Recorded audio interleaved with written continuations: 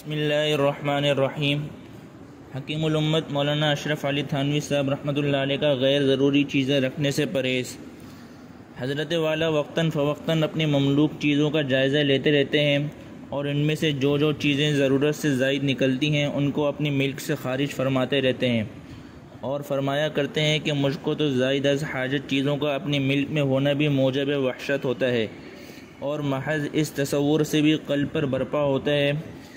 پر بار ہوتا ہے کہ بیکار چیزیں میری ملک میں ہیں، چاہے مجھ پر ان کی کوئی مونت بھی نہ ہو، اور فرمایا کرتے ہیں کہ بعض چیزیں تو خیر ایسی ہوتی ہیں کہ آتے ہی کام میں آ جاتی ہیں، اور بعض چیزوں کے لیے تو ضرورت تصنیف کرنی پڑتی ہے، سوچنا پڑتا ہے کہ کس کام میں لائی جائیں۔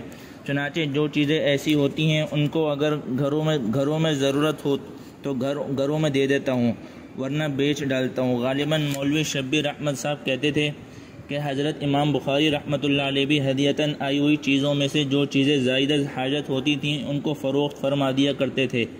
یہ انہوں نے کسی کتاب میں دیکھا ہوگا۔ اپنے معمول کی یہ تائید سن کر مجھ کو بہت مسرت ہوئی۔ اسی طرح حضرت والا کتب کو بھی اپنے ملک میں نہیں رکھتے تھے بجز چند بہت ہی خاص کتب کے، چنانچہ عرصہ ہوا بہت سی کتابیں تو اپنے اہل علم عزیزوں کو دے دیں، اور بہت سی یکمش مدرسے دیوبند اور مدرسے سہارنپور میں وقف فرما دیں، اور اب جو کتابیں کہیں سے ہدیتاً آتی ہیں تو اپنے ہی مدرسے امداد العلوم میں داخل فرما دیتے ہیں۔ غرض حضرت والا کو تعلقات غیر ضروریہ سے تبعاً وحشت ہے، اور اپنے قلب کو ہمیشہ اللہ تعالیٰ کی یاد کے لیے فارغ رکھتے ہیں۔ اللہ تعالیٰ ہمیں بھی توفیق عطا فرمائے۔ یہ دل جو ہے نا، آپ نے یہ قصہ سنا کہ ایک اللہ والے وہ ایک عطر کی دکان میں گئے اور ایک عطر کی شیشی اٹھا کے کیا کہہ رہے ہیں، یوں دیکھ رہے ہیں، پھر رکھ رہے ہیں، عطر کی شیشی اٹھائی رکھیں۔ تو فرید الدین عطار رحمۃ اللہ علیہ، تو عطر والے نے کہا بھائی خریدنا ہے تو خریدو، یہ کیا کر رہے ہو؟ میں نے کہا میں یہ دیکھ رہا ہوں کہ اتنی شیشیوں میں پھنسی ہوئی روح نکلے گی کیسے؟ اتنی شیشیوں میں پھنسی ہوئی روح نکلے گی کیسے؟ ان کو بڑا غصہ آیا۔ انہوں نے کہا اپنی فکر کر اپنی، کہ تمہاری کیسے نکلے گی؟ انہوں نے کہا میری؟ یہ کہہ کے وہیں لیٹ گئے، چادر اوپر کر لی اور روح نکل گئی۔ میری تو ایسے نکل جائے گی۔ بس ان کے دل پہ چوٹ لگی، سمجھ گئے؟ اللہ ہمیں بھی توفیق دے دے کہ ہمارا دل بھی کہاں پھنسا ہوا ہے، چیزوں میں، خواہشات میں پھنسا ہوا ہے۔ تو اللہ والے اس بات کی کوشش کرتے تھے،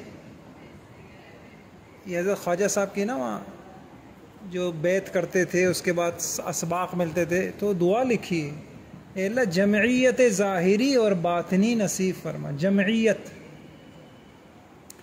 اللہ کا اس وقت بڑا یہ جو ایک عذاب ہے نا، منتشر ذہن، عجیب انتشار ہے ذہنی۔ کسی کو کوئی کام دے دو اس کو کام ہی یاد نہیں رہتا، یہ ہے اس کی وجہ سے ذہنی انتشار ہے، فوکس نہیں ہے۔ تو اس ذہنی انتشار کی بات خود ہی آپ دیکھ لیں کہ نمازوں میں کتنا دھیان ہوگا، ذکر میں کتنا دھیان ہوگا۔ تو جب تک ذہن سب چیزوں سے ہٹے گا نہیں، یہ جو اس وقت رائے کے امام ہے نا، مجھے کسی نے بتایا، رائے کے ایک ساتھی نے بتایا، حاجی صاحب نے کہا اس کو امام بناؤ، اس کے ذکر میں دھیان بہت ہے، ان کو امام بناؤ ان کے ذکر میں۔ تو ذہنی انتشار ہے، قلب پھنسا ہوا ہے مختلف محبتوں میں۔ اچھا جو اللہ والے ہوتے تھے نا، میں نے کہیں پڑھا،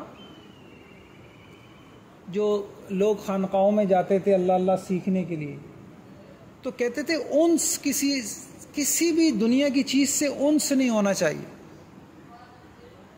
مانوسیت صرف اللہ سے ہونی چاہیے۔ وہ کیا کرتے تھے، آپ نے ایک چیز دیکھی ہوگی، جب انسان ایک ہی جگہ بیٹھتا ہے نا تو اس کو اس جگہ سے بھی انس ہو جاتا ہے، نہیں ہے؟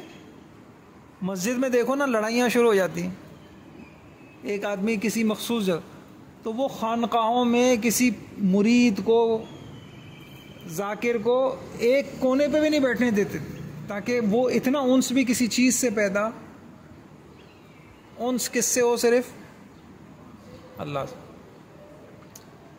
اور آج کیا ہو گیا؟ چیزوں سے انس ہو گیا اور اللہ سے وحشت ہو گئی. بولے نا بھائی. جہاں ہمیں فارغ وقت ملتا ہے تو کیا دل میں آتا ہے؟ یار کوئی بات کرنے والا ہو تو بات کریں. ایسا ہی ہے. اور کسی سے ملیں گھلیں ملیں باتیں کریں. تو بھائی اللہ تعالیٰ ہمارے لیے آسان کر دے. جب تک یہ چیز ہے نا تو زندگی میں پھر پریشانیاں بھی رہیں گی.